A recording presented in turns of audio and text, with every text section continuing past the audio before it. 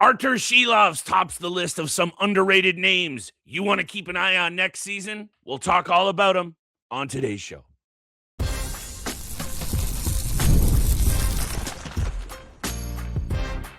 You're Locked On Fantasy Hockey, your daily podcast on fantasy hockey. Part of the Locked On Podcast Network, your team every day. Here we go, my fantasy degenerates. We're back in the lab. We're cooking up takes to make sure your team next season prime for fantasy dominance here on the Locked On Fantasy Hockey Podcast with Steel and Flip. Today's show talking about a whole bunch of under-the-radar, underrated pieces, boosting their value for next season, playing hot in these playoffs this season. Steel, a whole bunch of names that are catching my eye. Jackson Blake, Ristolainen, Lawson Crouse, Alex Lyon, and a couple of names at the top of the list. We got bets as well to wrap the show. Over to you, though, my friend. You know we're showing love to the everydayers who make us their first listen every single day. You know we're a part of the #1 sports podcast network out there, the Locked On Sports Podcast Network. However, these under-the-radar pieces, starting with Artur Silov, showing value now, and I think perhaps sneaky value next season as well. Yeah, absolutely. We talked about this tandem, especially when Stuart Skinner was traded to Pittsburgh in December, about being one of the best in the league at that point, and even down the stretch to get them into a playoff position, top 3 in the Metropolitan Division. Stuart Skinner, you can't blame him or can't fault him a lot for what happened in the first 3 games. There was just no offense from the Pittsburgh's team overall. They had to change up something, and the one thing a coach does, which can really light a fire under the team's butt, is changing the goaltenders at some point in the series or yanking them at some point if they're not playing too good. So Artur Silov comes in for game 4. He comes in for game 5. They're down 1 game now, a 3-2 series lead for the Philadelphia Flyers. But Artur Silov has looked really good so far compared to what we've seen from Stuart Skinner in this series. So again, I wouldn't target this goaltender, even in the middle of the draft. I still think this is a guy that can be maybe a second or third piece, third goaltender taken off the board. But from what we've seen all season long and in the first 2 games that he's played in the postseason, he's looked really solid. He's looked composed, no big rebounds. His control has been great. Artur Silov is looking pretty good as a sneaky depth piece going into next year. Absolutely, Steel. And I think I try and look a little bit broader picture here with the Pittsburgh Penguins because, we're going to continue to do this all postseason long, break down what's going on the ice now, but also take a look forward at what next season is going to line up as. And we have a lot going on all summer long. We'll go team by team, every single one, fantasy takeaways, top 10s, all of that. However, looking right now at Artur Silov comes in, and I'm not going to say save the day because it's not that simple. And yeah, .933 save percentage in that game. I think that was game 4 victory. He stopped 28 of 30 shots and played really well. I think the next game's victory was really a combination of him doing okay and the team really playing well in front of him. So all I got to say is when you look at him headed into next season and with 12 games of postseason action already under his belt, a plus 900 save percentage, this kid can play. And all I would say is the future in Pittsburgh is starting to look a little brighter. This is a good stream option. I see this guy next year as the backup to perhaps one of those young goalies that's coming up, Steel. Maybe they give it's Sergei Murashov and Joel Blomqvist, but Artur Silov is going to be a serviceable backup, or we know in today's NHL and fantasy game, you need to know a whole bunch of other serviceable goaltenders so you can plug and play and pull the trigger. This guy might fall into the really deep 0G strategy. I think he does. Think he can make a big save. And right now, if he continues to do that, and this series somehow goes all the way to 7 and they win it, and he is a key piece, you'll be starting to pay attention to him a little bit more. And that's what we do on this show. We put it under the cap. We file it for later. Bowen Byram might fall in there as well. Same with Alex Lyon. Yeah. I was going to say, I think the one name on the list that we're going to be talking about today that has skyrocketed their value in fantasy leagues is Alex Lyon. And he's been solid all season long for the Buffalo Sabres. Ukko-Pekka Luukkonen comes, gets yanked after a very poor game in game 2 after that, a couple of soft ones that obviously the middle of the ice goal from Morgan Geekie. Alex Lyon gets put in, and he's looked great so far. And when you look at the numbers so far in the postseason, he's played 2 games. He's got a .964 save percentage. He's got a .89 goals against average, because I believe he also record a shutout in one of those? No, he didn't, but still, he's looked great. .964 save percentage, a .89 goals against average, which you never, ever see from a goaltender, really. And then even just his overall regular season stats, 36 games played, 20 wins, 10 losses, 4 overtime losses with 3 shutouts, a .277 goals against average, and a .906 save percentage. His goals saved above average was 10.2. It's his best by a mile throughout his career. He's never been really a starter. He's never really been a backup. And I know he kind of was in Detroit for a few seasons, but right now in Buffalo, with the way this team is looking and the way their trajectory is pointing, this is again, we talked about it. This is a goldmine team right now. Bowen Byram falls into that category as well. I still think Bowen Byram has a lot to improve on his overall game. When you look at pieces, you look at great streaming options. We talk about Bowen Byram almost every single week on the Sunday waiver wire episodes, or another Buffalo Sabres and Jason Zucker or Josh Doan or whoever it is. Absolutely. Great waiver wire additions. And I think Bowen Byram maybe falls more into that streaming option rather than Alex Lyon, who's actually a draftable and serviceable goaltender. How about Kevin Adams, the formerly dispatched GM in Buffalo, who made a whole bunch of really good moves, including, and I had to look at this, Alex Lyon signed a 2-year, $3 million contract for the Buffalo Sabres. And you want to talk about just general value, aside from his fantasy value, which the crease is open in Buffalo next year behind what's now, we're recording early and those numbers are before what goes down in game 5.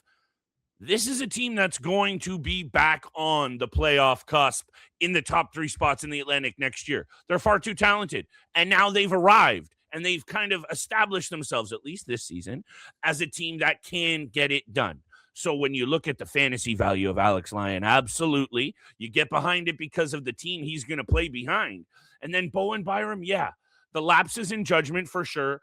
He's definitely been streaky. But right now, and against a good goaltender in Jeremy Swayman, and if you say anything about the Boston Bruins, a big bruising blue line with Zadorov and McAvoy and Lowry, and this guy's got 3 goals and 2 assists in the last 3 games.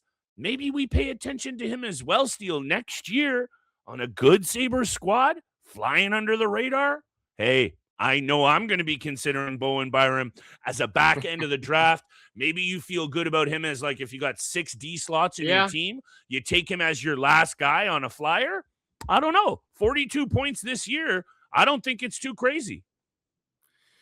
Yeah, I that's absolutely fair. Again, sometimes we differ on how we view these players. I think he's more of a streaming option, but maybe he could have that breaking out season and you get some sneaky value with Bowen Byram. Let's talk about maybe potential sneaky value with Rasmus Ristolainen when we come back after the break. He's having a tremendous postseason so far, a point-per-game player for the Philadelphia Flyers as they try to clutch out this first-round series against Pittsburgh. We're going to try and clutch out some bets at the end of the episode. More under the radar, undervalued pieces that are boosting value for next season with good performances so far.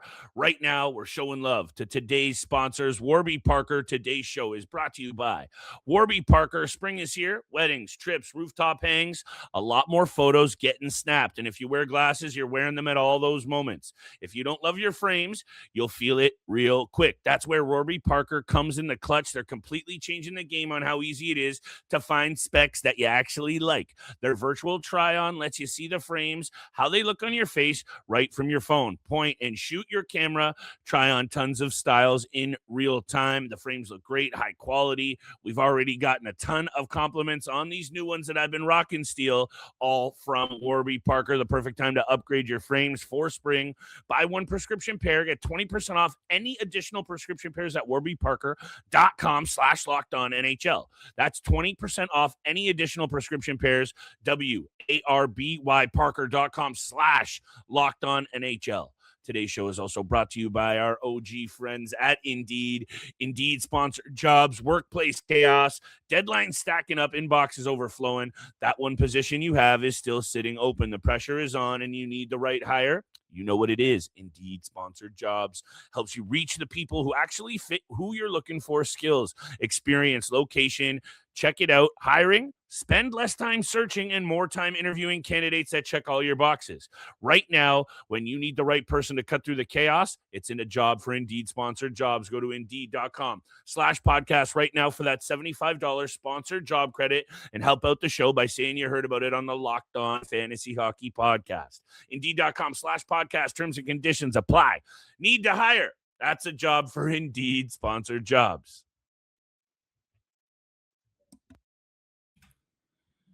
And once again, thank you so much for making the Locked On Fantasy Hockey Podcast your first listen every single day. Make sure you go check out the Everydayer Club here on Locked On Podcast Network. It's all for just $5 a month or $50 a year. You get access to ad-free episodes of Locked On Fantasy Hockey, compatible with Apple, Spotify, whatever you listen to, as well as you get the members-only Locked On Everydayer Club Discord servers, which includes a group chat of the Fantasy Hockey Podcast for listeners just of this show with Flip and I in it. We throw our picks in there. We throw our bets in there. Again, it's great banter, great conversations in the fantasy hockey community. Go check it out. You can learn more in the description, in the link in the description below.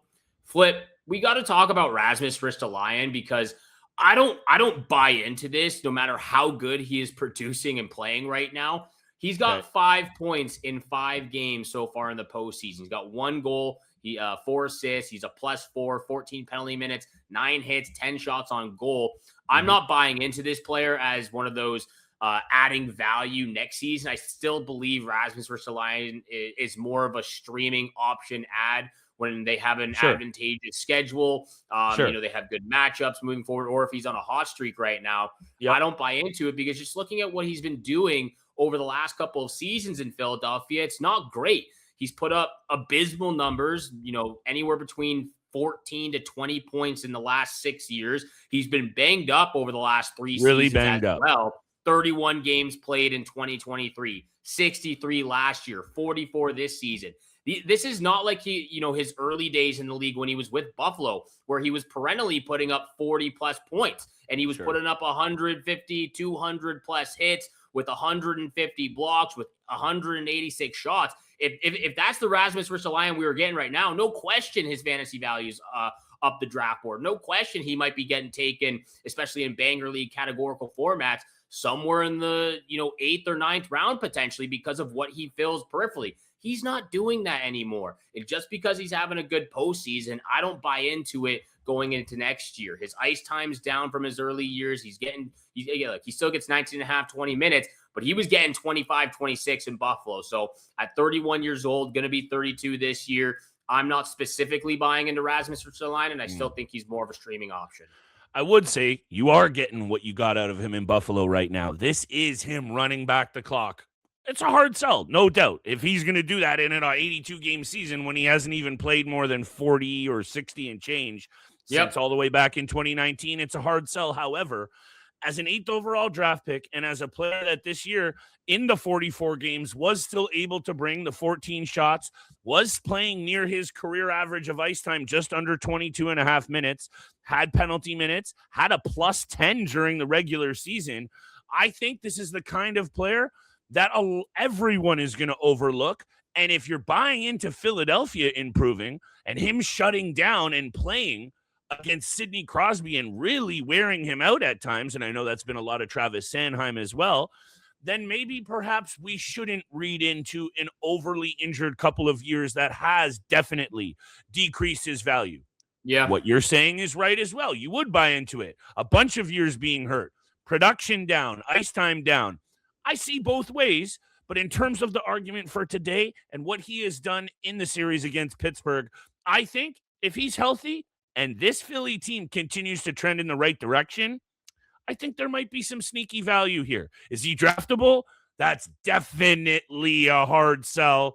It's going to be in the very, very small percentile of leagues, if zero at all. However, they start hot next year and he's eating more minutes and he's healthy. he might be a sneaky banger league beauty at the very least. Yeah, potentially. But let's go over to someone that I absolutely love and that I am buying into because I've talked about Lawson Crouse all season long. If we have a bunch of guys personally, like our boys, Jarvis, our boys. Lawson Crouse is probably the number one my boy candidate when we talk about streaming options, when we talk about, really pushing the envelope on our listeners and fantasy GMs to really add these guys as keepers, or not keepers, but add and keep for the season. And Lawson Crouse has done that all season long. He had a really good year. He gets back up to 40 plus points. He's been a perennial 40 plus point player over the last 3 seasons. Now, I know he had a really bad year last season with only 18 points, but 3 out of the 4 seasons, he's got 40 plus points. He's durable. He's only missed 3 games in the last 3 seasons. He gets 200 plus hits. Anywhere from 190 to 220 hits in a season. Blocks are a bonus. He gets a decent amount of shots as well. 141 shots this year. And look what he's done in the postseason as well. In 4 games, he's got 4 points, 2 goals, 2 assists, 24 hits, 10 shots on net. This player has all of his teams and all of his coaches' trust. Look at his ice time compared to the regular season to the postseason. 16 and a half minutes of average ice time in the regular season, 20 and a half minutes of average ice time so far in the postseason. I know game 4 went to overtime. I know, you get some of these extra period games, which we saw in that Vegas Golden Knights 5-4 win in game 4. Doesn't matter. The head coach, the team trusts him. He gets out there for big minutes, and he is filling up and producing in a big way for Utah. They have, I will say, Utah has gotten outworked in a lot of the games. I know they won. Great point. They only had like 12 or 13 shots on net. The same thing kind of happened in game 4. They gave up a lot of shots. They only had 2 shots, I believe, throughout the first 10 minutes of the first period, maybe finished the first period with around 5, and then they woke up in the second. They stayed there in the third. And if Karel Vejmelka had some better rebound control in overtime, I think Utah could have came up with that one and had a 3-1 series lead. But now it's 2-2 going back to Vegas. That series is going to deserve more of your and I's in-depth analysis at another point in time, because I feel like of all of them, we haven't touched on that one as much, and I'm excited to talk about that with you. Lawson Crouse is an 11th overall draft pick, and I know it's way back in 2015, but this is a guy that has the skill set, and maybe he lacks in that foot speed, and maybe he's not that sexy player. I thought about this one, Steele. Hit me with your response on this, because I think this is the perfect breakdown for this player. He's a poor man's power forward. He's your lower tiered, he's not Tom Wilson, and he doesn't have as much sandpaper, but he throws his body around. 46 penalty minutes.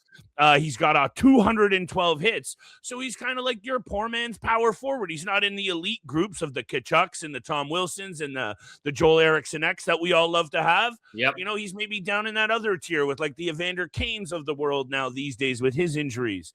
Lawson Crouse is so valuable. And I think what you're seeing now, if you weren't buying into him with all of Steele's plugs, you got to get behind him now. A couple other players, actually just one Steele right after the break that I think is could perhaps fall highest on the draft board next year. Let's talk about it and big time bets. Big time bets, 3 games for Wednesday night. We'll get to it very soon after the break. But first, this episode is brought to you by Kalshi. The hunt for the Stanley Cup is on, and now you can trade every game on Kalshi. On Kalshi, you can trade every single playoff game, every series, the conference finals, and the championship. Right now, the Flyers is trading at 74% to beat the Penguins in the first round, meaning a $100 trade pays out $132 if they win their series. As the playoffs heat up, those numbers move in real time, and you can buy in or out any time. On Kalshi, you're trading against peers in a live market, meaning there's no house. And as the probability changes, you can buy in and out of your position. For a limited time, download the Kalshi app and use code LOCKEDON to get $10 when you trade 10. Kalshi. Kalshi, trade on anything.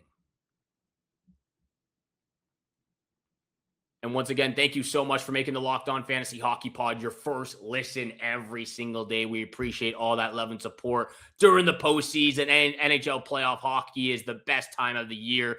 We love the fantasy hockey season, but we also love postseason as well. Hopefully all of your NHL playoff brackets are doing good. If you're doing some postseason fantasy as well, hopefully your team's doing well. I'm actually doing pretty good myself, and one of our GMs from our listener league started one, and my team's looking pretty solid so far.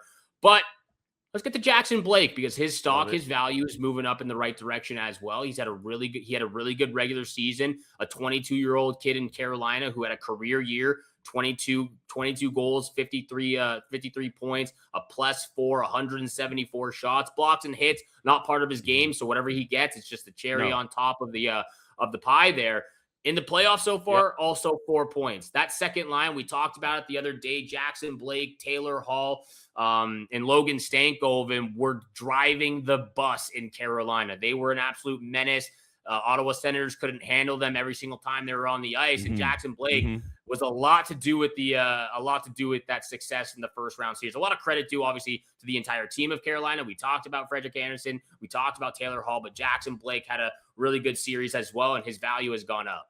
This guy might soon fall into the category of our boy as well, Steele. He's caught a lot of attention from me, at least, and I know you've backed me up at times. I've already got Andrei Svechnikov. You got Seth Jarvis, so we'll stick with those guys. And what I would say is you usually put a little bit more emphasis on those peripherals than I do, looking for more of a balanced piece, perhaps. However, if you're not, and you're trying to round out your team next year, if Jackson Blake continues to get looks on the top power play, Seth Jarvis, Aho, Svechnikov, Gostisbehere, what's one of the things this team has lacked over the last 15 years of making postseason runs is a real good elite offensive punch and a really good elite top power play unit. They got it now, Steele. And yeah, one round against the Ottawa Senators is one round against the Ottawa Senators, but you can't help but feel with Taylor Hall going, Stankoven going, even nothing from Seth Jarvis yet, this year might be a little different, at least in terms of this team feeling a little bit more dangerous. Do they go deeper? I don't know, but I like where they're trending. At least they're the regular season beast that you can go back to the well. They're not a gold mine. They're not a graveyard. To me, they fall right in the middle, because after a couple of those top pieces, I think they're all stream options. But Jackson Blake might fall into, at least for me, look, he got a 7-year deal. This is a kid that offensively, very high IQ offensive instincts. Anyway, I think Jackson Blake is sneaky headed into next year. Over to you for bets. You're going to like where I'm headed. The bets have been rolling for us this week. Let's keep it that way. Yeah, we've been really good so far, and we're hoping to keep that ball rolling all week long. First pick from the same game here. I got my first two picks come from the same game. Number one, it's Lightning on the money line, -172 against Montreal. Yes, sir. It's back in Tampa Bay. They're at home. That was a big win on the road in Game 4 to tie up this series, which leads me into my second pick. It's the Montreal Canadian killer, Brandon Hagel. He's having a career postseason right now. He's probably been the best player in that entire series, especially on the Tampa Bay Lightning side of things. I'm actually going to go a different way with him. I know he's got 6 goals in the series right now with 1 assist. I'm going to go with an anytime assist from Brandon Hagel. Anytime assist from Brandon Hagel is +126 right now. Put that with the Tampa Bay Lightning on the money line at -172. And then my last pick of the night, I said this series in Pennsylvania, it's going 7 games. It's going the distance. I'm taking the Penguins on the money line +102. You're getting some strong efforts now from the depth pieces, especially in Anthony Mantha. He had a really good play to start off that goal, get that first goal to Soderblom to get the Penguins on the board against the Flyers early in game 5. I like this one to be tied up going back to Pittsburgh for Game 7. Penguins on the money line +102. Hagel anytime assist +126, and then Lightning money line -172. I absolutely love all of those, and I think we've said that a few times, Steele, this week, and it's actually been lining up. You ready for a stat? As of this season, headed into the playoffs in 24 career regular or postseason games against the Flyers, Sidney Crosby had 36 points, 15 goals, and 21 assists. And yeah, this is a guy who has played a lot of hockey this year, Steel, internationally, last year with the Four Nations as well. This guy is back. And I don't know if you saw that clip. He went up to Silovs at the end of the game, said, good job. And he goes, we're not done yet. And they aren't done yet. Ready? Pens, money line, Crosby, 2+ points is the lock. 2+ points last game, 2+ points in the previous dub. I'm going to say this. 1 goal, 1 assist again from Sid. I'd even be confident taking his shot total over because he went 3, and last game, none. You're going to see the best game yet of Sidney Crosby's postseason. And you know I'm riding behind my guy, 87 Steel. Give me 2+ points for Sid. I know you Lock are. of the night. Absolutely love that you're backing him up once again, and that falls right into place with my Penguins moneyline pick. That will actually be my lock of the night as well. That's how confident I am going into Put game those 6 together. here. Put those together with the Lightning and Hagel anytime assist, and you'll hopefully thank us later. Leave a comment on the YouTube channel on the episode. We thank you so much for tuning in and making Locked On Fantasy Hockey your first listen every single day. Make sure you hit that subscribe button so you get all of the latest episodes. We'll be back all week long with hockey fantasy content. We'll see you back here again tomorrow. Go Pens.